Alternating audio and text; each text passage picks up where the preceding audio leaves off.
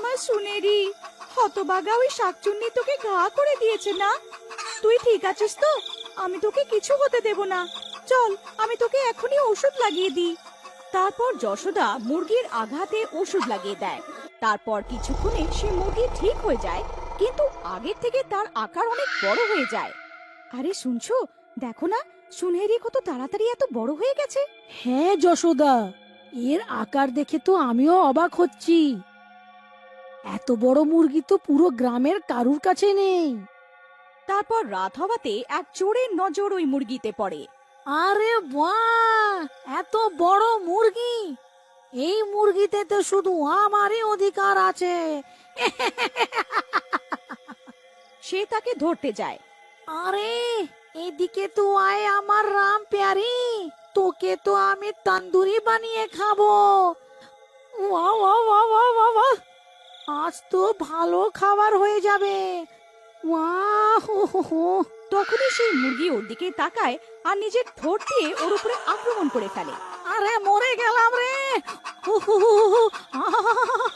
আরে আরে হতচ্ছাড়া মুরগি, এ কি করছিস? আহা! হু হু। হে ভগবান, এই মুরগির কাছে এত শক্তি কোথা থেকে এসে গেল?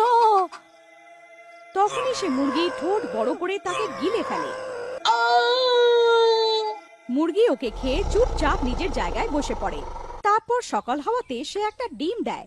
ওই ডিমটা অনেক বড় হয়। আরে শুনছো, তাড়াতাড়ি বাইরে আসো, এই দেখো এখানে কি আছে। কি হলো যশোদা, কেন চেঁচাচ্ছ? কি এমন দেখে ফেললে? আরে দেখো না, এই ডিমটা কত বড়। এই ডিম সুনেরি দিয়েছে। আরে বাহ যশোদা, এই ডিম তো অনেক দামি মনে হচ্ছে। চলো একে উঠিয়ে নাও, একে খোলায় রাখা যাবে না। যশোদা ডিম ওঠাতে যায়, তখনই ওই মুরগি ওকে ঠোঁট মারে। আরে হতভাগা মুরগি, নিজের মালকিনকে ঠোঁট মারবি? হ্যাঁ, আমরা কিছুক্ষণ এখানে অপেক্ষা করি, যে নিজের মুখ অন্যদিকে করবে আমি ওই ডিমটা উঠিয়ে নেব। তারপর ওরা দুজন লুকিয়ে যায় আর অপেক্ষা করতে থাকে। তারপর যেই মুরগি তার মুখ অন্যদিকে করে, ওরা দুজন তার ডিম চুরি করে নেয় আর ঘরের ভেতরে ঢুকে পড়ে।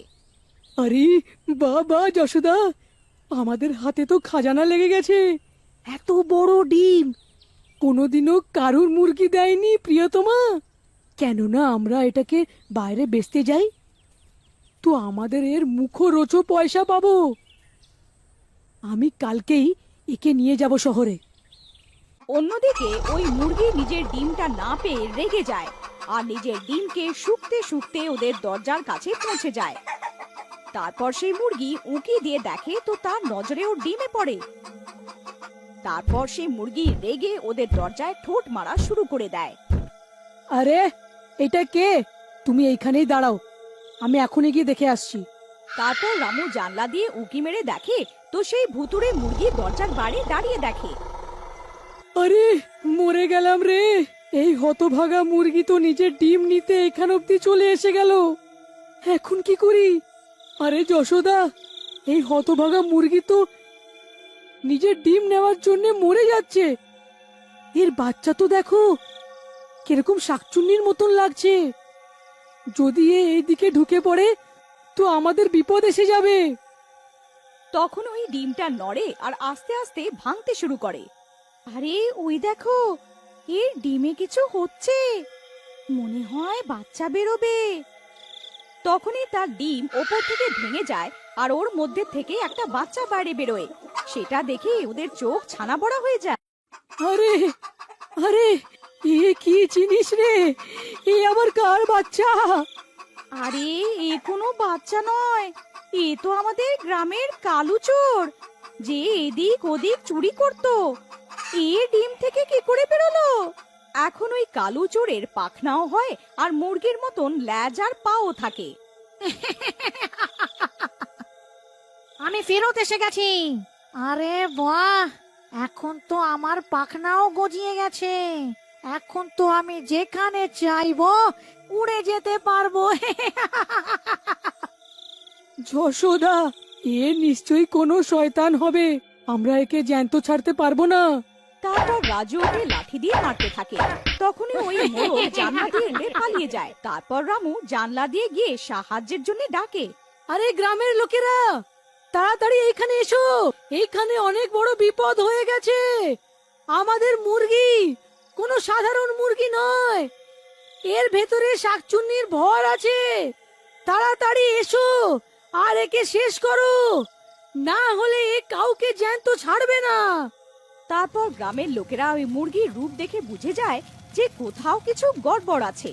রামু ভাই ঠিক বলছিল, এই সেই মুরগিটা যাকে ওই শাকচুন্নি কামড়ে দিয়েছিল। আমাদের একে শেষ করতে হবে। চলো দাদারা, আজ এই মুরগিকে ধরে এর লেগ পিস খাওয়া যাবে। তারপর ওই গ্রামের লোকেরা যেই ওর উপরে মশাল দিয়ে আক্রমণ করে আর ওই মুরগিকে জ্বালিয়ে দিয়ে মেরে ফেলে, আর ওই আগুন থেকেই লেগ পিস বের করে খেতে থাকে। বাহ, মজা এসে গেল রামু ভাই, তোমার মুরগি তো অনেক সুস্বাদু বেরোলো। আরে মূর্খ, জনম জনমের হ্যাংলা কোথাকার, ফ্রিতে চিকেন লেগ পিস পেলে কিনা আর খাওয়া শুরু করে দিলে। এতটা ভুলে গেলে যে এই মুরগির ওপরে শাকচুন্নির ভর ছিল। একে খাওয়ার আগে একবার ভাবার তো দরকার ছিল তোমাদের। আরে মরে গেলাম রে, এ আমরা কি করে ফেললাম? আরে এখন কি হবে? আরে রামু ভাই, কিছু করো, আমার কিছু কিছু হচ্ছে। আমি আর বাঁচবো না, আর বাঁচবো না। তারপর ওই ভুতুড়ে মুরগির প্রভাব শুরু হয়ে যায় আর ওরাও ভূত হতে থাকে। আরে কিছু করো, যদি এরা ভূত হয়ে যায় তো কাউকে জ্যান্ত ছাড়বে না। তারপর গ্রামের লোকেরা ওদের গাছে বেঁধে দেয়। সব ভগবানের দয়া, এই বিপদ তো গেল। না দাদা, একটা বিপদ এইখানে জঙ্গলে ঘুরছে। ওই মুরগির ডিম থেকে একটা দানব জন্ম নিয়েছিল, যে পুরোপুরি কালু চোরের মতন দেখতে লাগছিল। এই কি বলছো রে ভাই?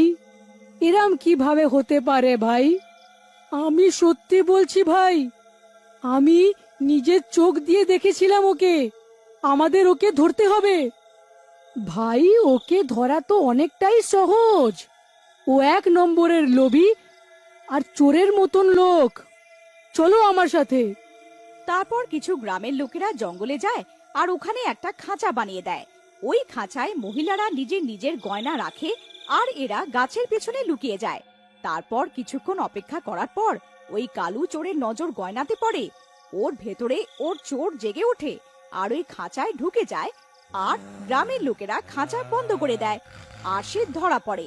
তারপর গ্রামের লোকেরা আগুন লাগিয়ে দেয় আর ওই ভুতুড়ে চোরকে মেরে ফেলে আর আবার গ্রামে ফেরত এসে যায়।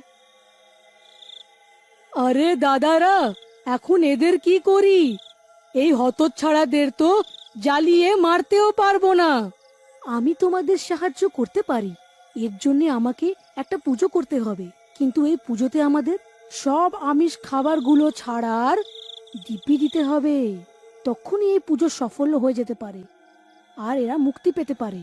আমরা দিব্যি নিচ্ছি, আর এই গ্রামের কোনো লোক আমিষ ভোজন আর কেউ করবে না। আমরা দিব্যি নিচ্ছি। এই পুজো সম্পূর্ণ হওয়াতে পূজারী ওই পুজোর জল তিনজনের উপরে ঢালে, তো ওরা তিনজন ঠিক হয়ে যায়।